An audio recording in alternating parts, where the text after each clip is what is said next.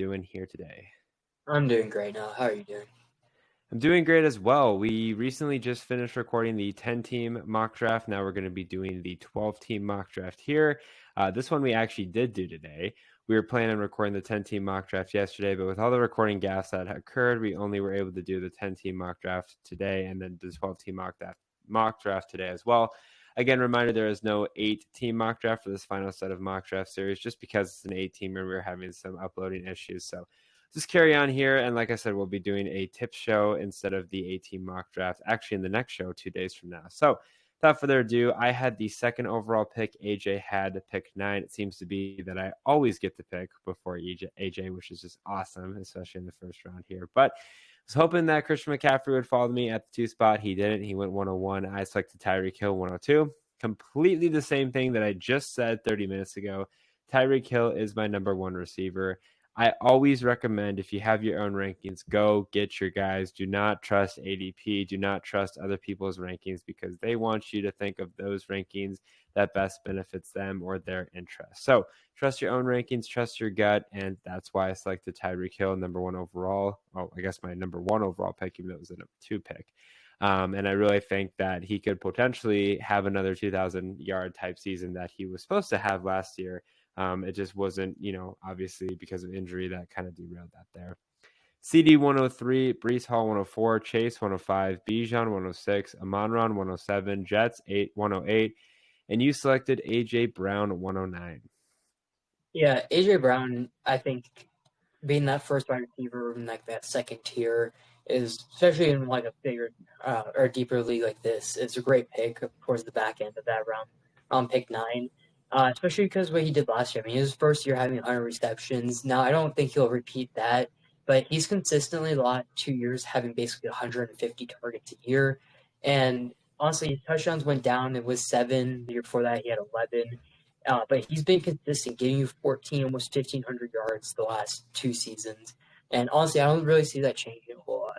I get Smith's really good at the wide receiver 2 position, but Goddard, I know he missed time, but he's not really much of a tight end for fantasy football. Maybe a little bit later if you wait for tight end, but I just think that he could get back to the double-digit touchdowns if he's able to keep me right around 90 receptions and 1,400 yards. Again, on that back end of wide receiver, especially in a bigger league like this, he's going to be the wide receiver 1 clearly. And also, I feel like, touchdowns I feel like are going to go up. With not having Kelsey there anymore, they're not going to be able to get to the 2-yard line, the 3-yard line, and just kind of have Hurts run it in and have 15, 16 rushing touchdowns again. I get, on the other hand, they went out and got Saquon, so that may take away some production there, but I don't think it's going to take away the same amount where they're going to have 15 rushing touchdowns out of Hurts and then another 10 to 12 out of whoever's at the running back position. Again, I think he has potential to get 1,400 yards again, double-digit touchdown with 90 receptions. I mean, that's top 5 production, especially if like one of these other guys goes down, like someone like CD, maybe he doesn't play or sits out for a little bit because of that contract stuff, or Justin Jefferson could potentially fall because Sam Darnold's a starting quarterback. I think just AJ Brown having that safe quarterback play and also just showing that he's able to consistently put up very similar numbers every year. Garrett Wilson 110, Saquon 111, Gibbs 112, London 201, Puka 202, Jonathan Taylor 203, and you selected your guy once again, Marvin Harrison Jr. there at 204. Yeah, so it's been back-to-back mock drafts where I've got Marvin Harrison. I love Kyler Murray for this year. I think he could have a really big year. And it's really only Marvin Harrison and Trey McBride receiving end. And Harrison was obviously the first wide receiver taken for a reason. And again, I've drafted so many times where I've drafted a running back in my first round or 2 and then try to get 2 out of my first 3 rounds being running backs. I need to go a different direction. So that's why I drafted Marvin here. Yeah, those guys like Kyron or Derrick Henry, who I love. But again, I need to try something new out, just going a different direction, drafting those wide receivers early. And then I kind of mentioned this also on the 10 team. Once you get into these bigger drafts, the wide receiver talent gets thin really quickly compared to the running back talent. Yes, you may not get a top running back, but it really doesn't matter getting a top running back once you're in like round 3 or 4. At this point, you just want someone who's going to have the opportunity to get carries, or it's going to be the RB1 for that team. Especially if later on, that's all you're really looking for. in bigger drafts is that you just want the opportunities for them to get the ball. Devontae Adams 205, Kyron 206, Derrick Henry 207, Travis Etienne 208, Olave 209, A-Chain 210. I selected Josh Allen 211. Even though like I love Josh Allen, I struggle with this pick because especially in a 12-team league, this is where 12, 14, 16 teamers where I really try to emphasize, especially in PPR leagues, like wide receivers, or tight ends. But what I said earlier when I drafted Hill was I always try to get my best player available or the best possible players that I can. And for me, Tyreek Hill is my wide receiver one, and Josh Allen's my quarterback one. So I figured, why not get my number one wide receiver and my number one quarterback? If this was my real draft, would they probably finish as the 1 and 2? Probably not, because that's how my luck rolls. But these are guys that, could easily, as long as they stay healthy, be the number ones at their positions. Now, obviously, we know Josh Allen's rushing upside, and especially in 12, 14, 16 teamers where there's so many great quarterbacks, I don't feel a need to get a quarterback, but I felt like, you know what, if this was my team, I would want to get the best quarterback and the best receiver, which I did both. I honestly should have continued to got my best tight end, which I'll talk about a little bit later, but I didn't. And really try to kind of hone in those points there. But again, feel fine with Josh Allen. It's one of those things where it's kind of a hard decision to make. I could have gone with some other wide receiver options, but I'm content with it nonetheless. Pacheco 212, Laporta 301. I selected Mike Evans 302.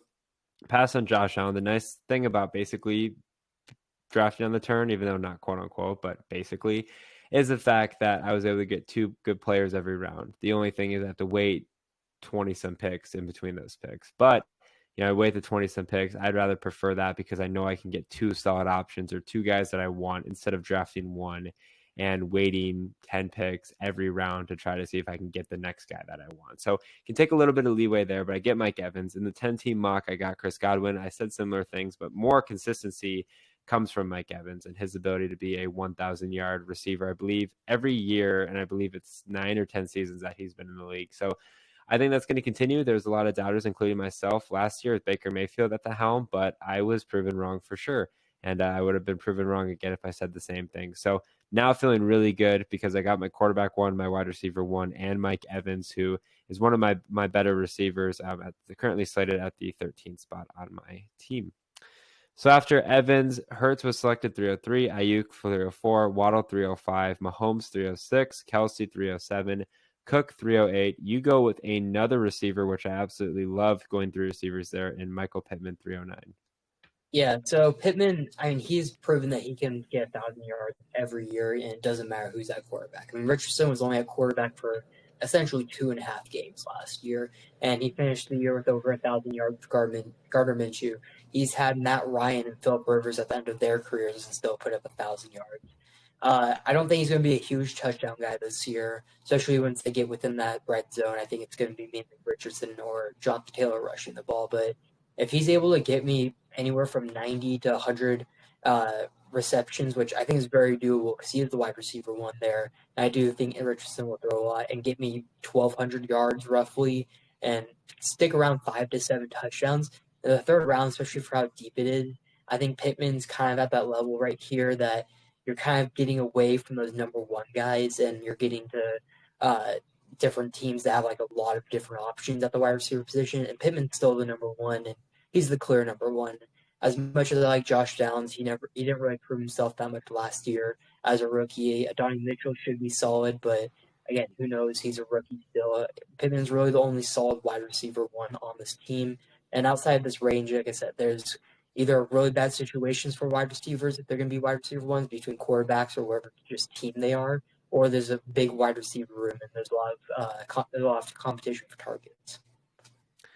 After Pittman, Kupp was selected 310, Mixon 311, Rashad White 312, Collins 401, Diggs 402, Kamara 403, which I know hurts you, and then you selected Josh Jacobs 404. Yeah, honestly, I love getting Josh Jacobs here. I was not a fan of Josh Jacobs last year going into the drafts. I told people to stay away from him because he finally had his first big year. And usually when that happens with running backs or wide receivers, it doesn't really matter who. There's usually a fall off. There's no way they can match that production again. Right. And last year he missed 4 games, and he still had 800 yards, 6 rushing touchdowns, 37 receptions for almost 300 receiving yards. Granted, he's never had a receiving touchdown in his career, so that's still a 0 there. But honestly, he's going to a much better situation there. Going to the Packers, there really isn't much fight for those carries there. He's the clear number one running back, and for how dynamic that entire team is and how young they are, there's a lot of attention to the wide receiver. You have like Reed, Romeo Dukes, or Dobbs, whatever how you pronounce it, Christian Watson. You still have Jordan Love, who everyone thinks he's just going to pass all the time. They need a running back. A.J. Dillon's not going to take away those carries. If he was, you would have done it last year and proved that they didn't need to go out and get a running back like Jacobs.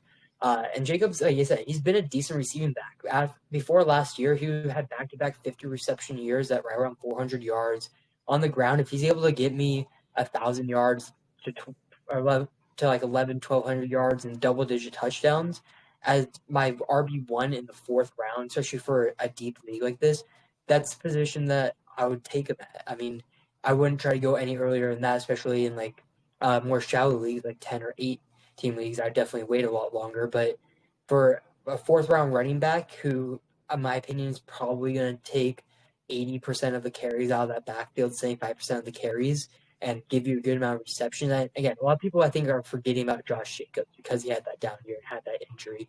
That he had 1,600 yards, 12 touchdowns, 50 receptions just the year before that.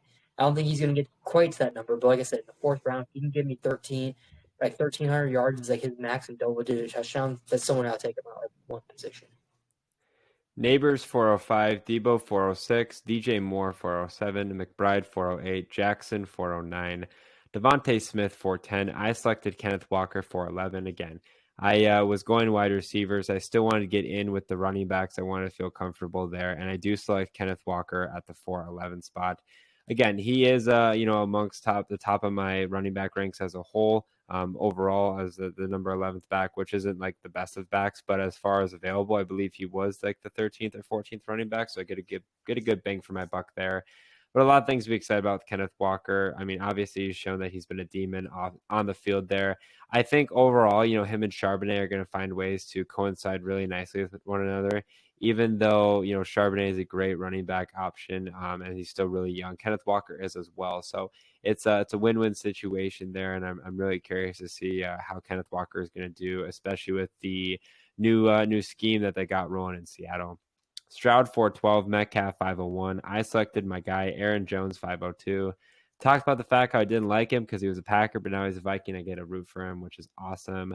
But Aaron Jones, as I mentioned, I believe it was the 8-team mock draft that we did. He's going to get the PPR value, not Ty Chandler, if there is a discrepancy between Chandler and Jones.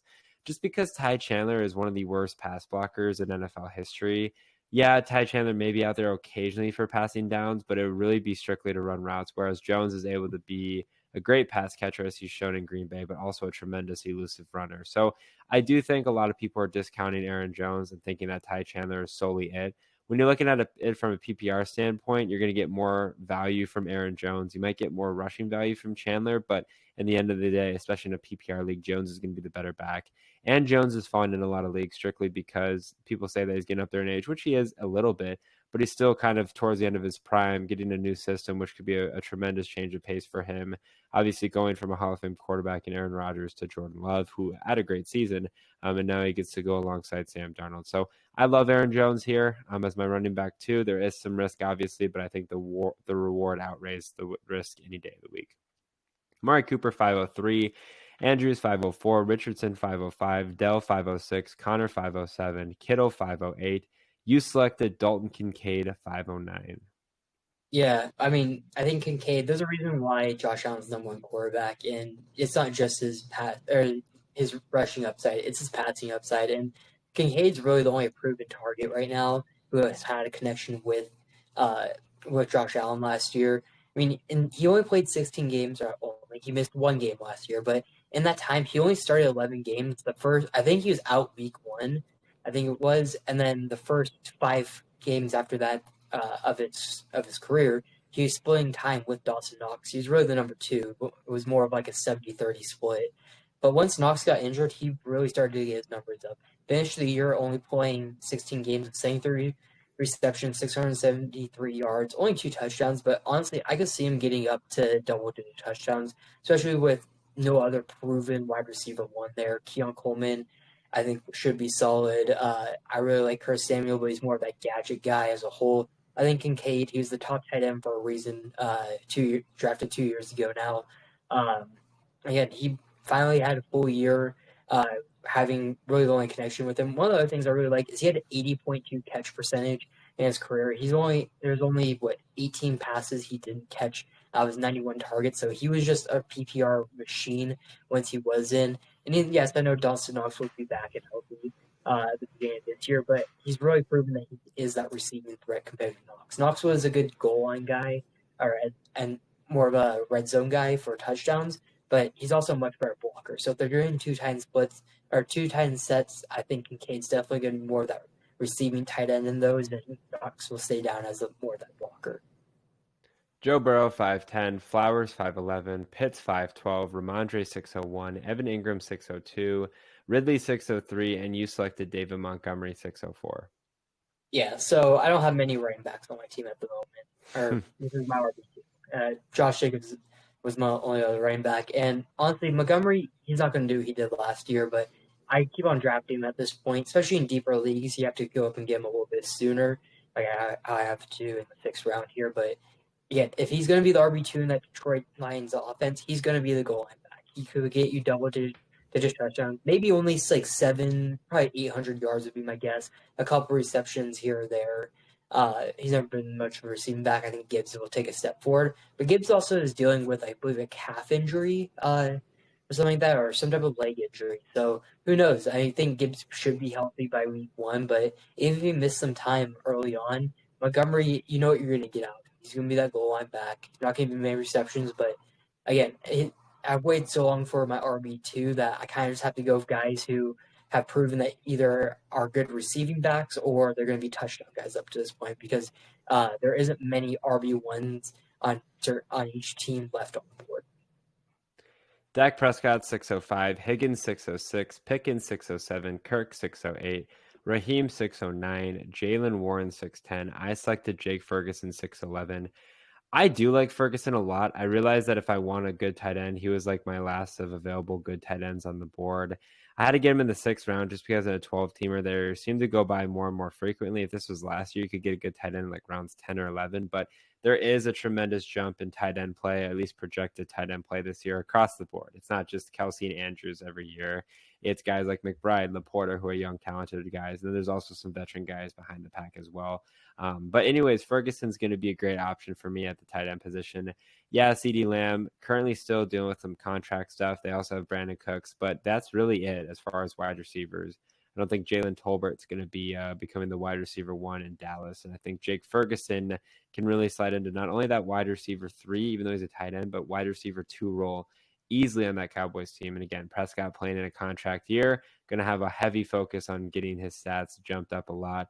And CeeDee Lamb is not going to catch for 4,000 yards, even though we'd all love that as fantasy owners. It's just not possible. They're going to be distributing the wealth, and Jake Ferguson's a guy at the tight end position that's going to be a big part of that. And a guy that a lot of people just aren't talking about right now, which I really think is a big mistake. McLaurin 612, Deontay 701. I selected Jaden Reed 702. Jaden Reed slides into my flex spot here, and again, super excited about it. I've said, and you've said, the Deebo Samuel comparison, but it's not just that. Jaden Reed's a guy that consistently, I think, is going to get 6, 7, 8 receptions a game. When we were doing our wide receiver ranking show, his stats as a rookie were phenomenal, better than a lot of other rookies that were drafted ahead of him. So it's a perfect situation for him, and I think it's going to continue to grow. And that Green Bay Packers young wide receiver core is only going to continue to grow and flourish. And again, Jaden Reed's a guy that is kind of like a budget guy, I'd say, as far as not many people talking too much about him, but a guy that could drastically change for the better moving forward alongside this fantasy draft.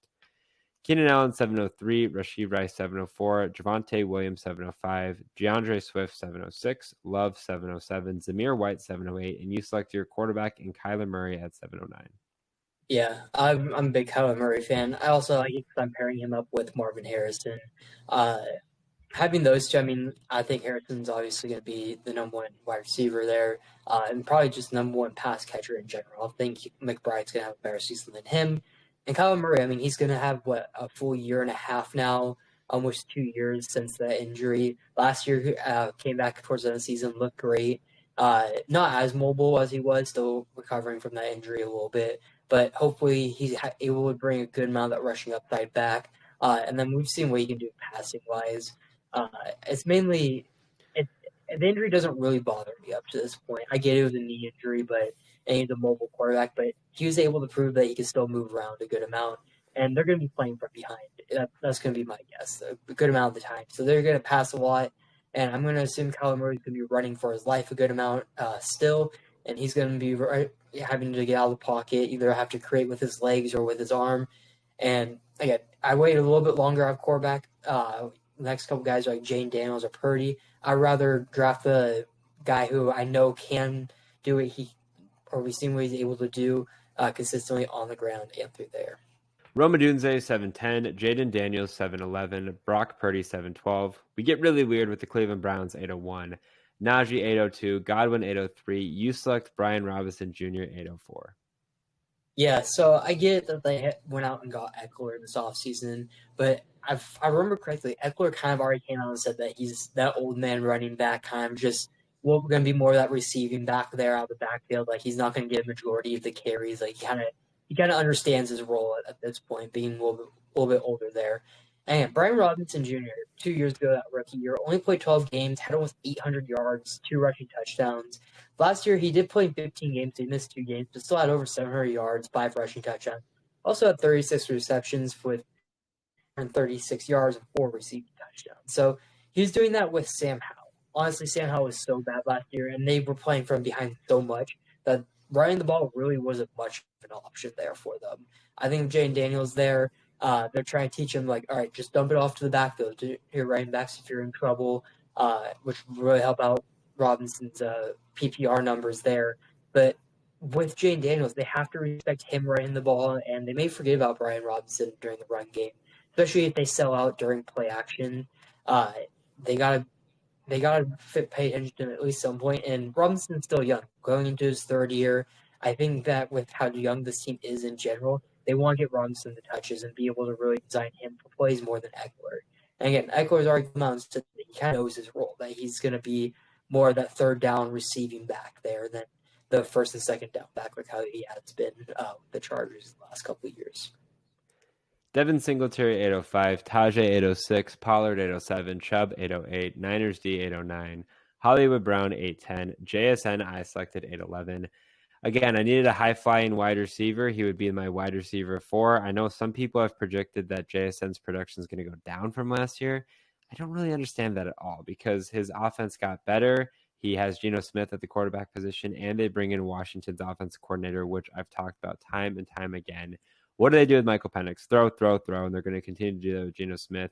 And yeah, Sam Howell didn't have a great season last year, but Sam Howell went to North Carolina where, again, they pass. So unless Tyler Lockett's poised for a 1,500-yard season, I think JSN is going to be a big contributing factor to the Seahawks team and complement DK Metcalf well, kind of like how Chris Godwin and Mike Evans complement each other well there. So super high on JSN. Bears defense 812, Eckler 901, I suck Xavier Worthy 902. Honestly, I felt like I kind of settled with Xavier Worthy, but I don't think that's ever wrong to settle with Xavier Worthy going into this year. We saw what a rookie receiver in Rashee Rice did for the Chiefs last year on the field. We also saw what he did off the field. But that Chiefs wide receiver room is very depleted, to say the least. They got guys like Justin Wilson, Kadarius Toney, Sky Moore, obviously Rashee Rice still pending a suspension. And then Travis Kelce, who's like 34 now. So Xavier Worthy, I think, is going to instantly step in and really be productive, a very fast, explosive receiver. Any similarities to the Chiefs? Tyreek Hill. So maybe a similarly play style to Tyreek Hill, a guy that a lot of people are talking about, but I don't think are giving too much attention to, especially in the later half of like round 9. He could be kind of like this year's or last year's Jaden Reed, a guy that was kind of slept on and wasn't expecting too much, but this is a 2-time Super Bowl back-to-back winning Kansas City Chiefs team with probably the best quarterback of all time, Patrick Mahomes. They're going to find a way to get him the ball, especially if Kadarius Toney and guys keep dropping the balls, if they even have another opportunity to do that again.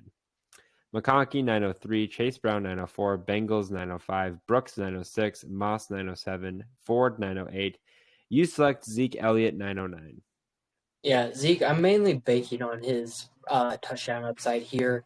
On the other hand, he also had a career low on rush attempts by almost 50 rush attempts less, and he only had technically 5 starts with the Patriots. He did play all 17 games, but he was splitting time with Ramondre Stevenson, and now he comes back to the Cowboys, which I know the fans and the ownership love Zeke, and I feel like they're just trying to give him the ball as much as possible, mainly because there is no real running back competition at the moment. It feels like it's Rico Dowdle and Zeke Elliott basically for as the 1 and 2. The other thing with Zeke, kind of proved he's able to be a decent receiving back last year. Had 51 receptions in that time, only 300 yards with 2 receiving touchdowns. He was able to be a little bit more dynamic last year. Granted, he didn't play a whole lot. His touches in total were down by almost 100 compared to like some of his top years. But again, at this point. I'm not looking for that. I'm looking for the matchup games where it's going to be kind of more of a shootout, where it's a good pass defense there, and they're just going to have to try to run the ball as much as possible, especially when they get down to the goal line. I think again, Zeke's going to be a big touchdown guy this year. I could see him getting upwards of 8 touchdowns, like 600, 700 yards, and give me 30 receptions for 200, 300 yards and a couple of receiving touchdowns. And I'm mainly just playing for the matchups, and also I'm kind of hoping the report is true that he's down like 15-ish pounds and is moving much better than what he was last year, coming back to Dallas. After Zeke, Addison 9-10, Benson 9-11, Coleman 9-12, D-Hop 10-01, Watson 10-02, BTJ 10-03. You select Tua Tagovailoa as your backup quarterback 10-04. Yeah, Tua, I mean, I just love the weapons that he has, and that's one of the reasons why I'm drafting him. I'm not a big Tua fan myself, but I mean, when you have Tyreek, you have Waddle, 2 great wide receivers there. You also still have Achane. You have Jalen Wright, who we are both big fans of. I don't think Raheem Mostert is going to rush for another 20 touchdowns. And with that, those touchdowns, I know it's not going to be the exact same this year as was last year, but you got to imagine roughly 20 touchdowns or 15 touchdowns, you could say, has to be distributed some other way. Maybe some go to Achane, some go to Wright, but Tua has got to throw for at least a couple more there. And again, if Tyreek's going to try to go for 2,000 yards, the only person throwing the ball is Tua. Same with Waddle. We've seen Waddle have 1,200 yards when Tyreek's had big years at 1,700, and just kind of all the weapons that he has. I mean, the Dolphins are kind of just built around getting Tua weapons that have a lot of speed and just get the ball out to his hands to those guys as much as possible. And I really like the weapons. If he's able to get a ball out and not turn it over, Tua's stats are just going to go up, even though they aren't mainly on him. It's just kind of getting his guys the ball in an open space. So again, I'll be the recipient of that, even though I'm not a big Tua fan. Gus Edwards 10-05, Ravens 10-06, Sutton 10-07, Dowdle 10-08, Corum 10-09, Jameson Williams 10-10. I selected Zach Charbonnet 10-11. Honestly, I talked about Charbonnet, so I'm not going to really dive too deep into him, but mainly this is just a handcuff just because I have Kenneth Walker.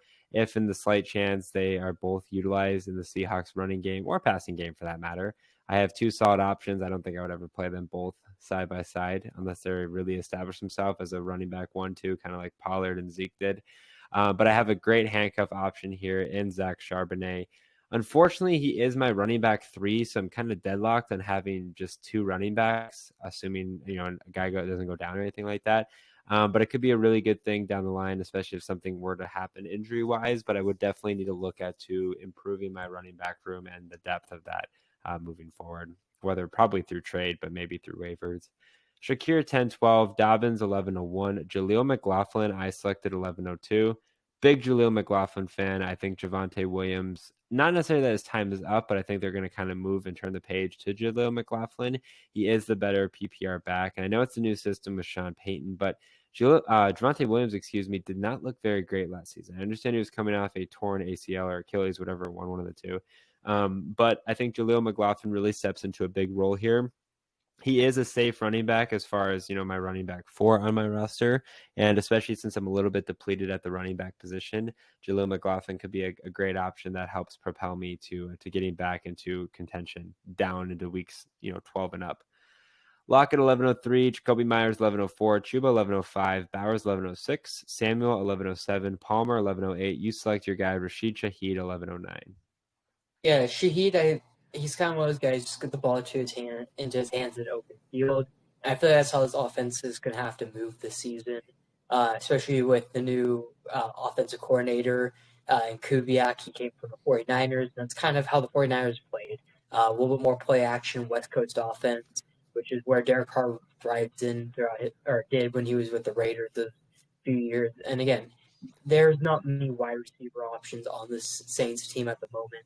It's Chris Olave and then Rashid Shaheed, and then a huge drop off after that. There is no true wide receiver three that you can slot in. The tight ends are question marks. Kamara still has some contract issues that he's probably not going to sit out games, but who knows how long that will be or how much they're going to use him early on there in the running game. And also, I don't think they're going to be playing from behind a lot, but I think they're going to be playing a lot of shootout, where maybe it's not like a 45 point game, like going back and forth, but maybe it's just a lot of passing yards that drives end after 6 or 7 plays, but they gain 60 yards or something like that, and it's a field goal matchup at the end of the day. But just a lot of empty yards, and I think Rashid is going to be one of the biggest guys that they're going to try to focus on just getting the ball in open space.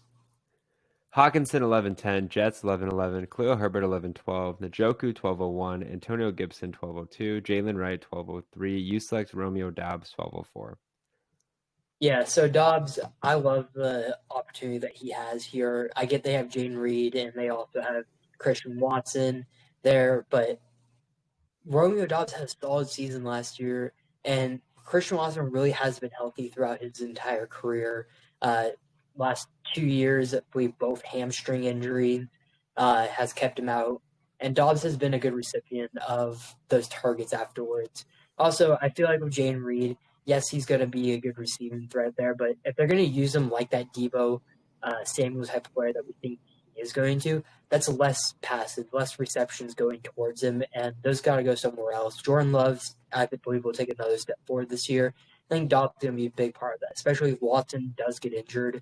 Again, I'm just looking. I think this offense is going to be very explosive, a lot of high scoring games out of this team.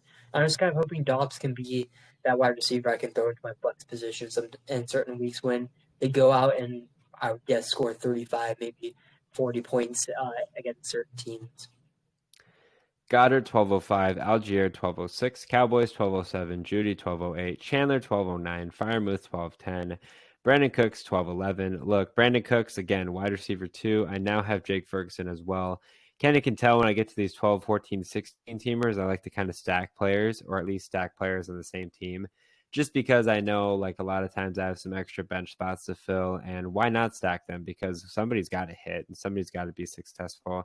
I think Brandon Cooks can do that. I know I talk a lot of crap about him, even though I just did earlier too with Ferguson, but he is the wide receiver too. And again, CeeDee Lamb's not going to catch the ball for 4,500 of Dak Prescott's yards. So it's going to split between Cooks and Ferguson. I have that covered.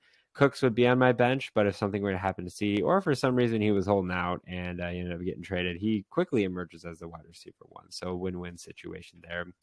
I'm honestly just going to name the rest of the picks because we have one more round of picks and then just the kickers and stuff like that. Nothing too important. Mike Williams, 12-12, and then it went Johnson, Josh Downs, Kendre Miller, Jahan Dotson, A.J. Dillon, Dalton Schultz, Caleb Williams, Ray Davis, you selected Bucky Irving, Marshawn Lloyd, Cole Kmet, Damian Pierce, Malachi Corey, Jared Goff, Tucker, Aubrey Hopkins, Tank Bigsby, Mooney, Trevor Lawrence, Musgrave, Butker, Steelers, Rogers, Elliott, Fairbairn, Bucks, Sanders, Moody, Koo, Gay, Lions, Chiefs, Bills, McPherson, and Myers.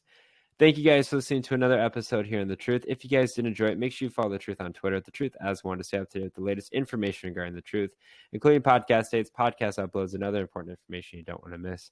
Make sure you guys also follow The Truth on Instagram and TikTok at the.tt.truth. Are you looking to find a drink that offers peak hydration, raises your energy levels, speeds up your recovery, and keeps your mind sharp through focus and memory? Look no further than the Acid Rainwater. I'm excited to partner with Bloodline Sports AZ and Acid Rainwater, which focuses on peak hydration and productivity, while also maintaining ecosystem-friendly product. Use code HESSON15, that's HESSON15, for 15% off every purchase.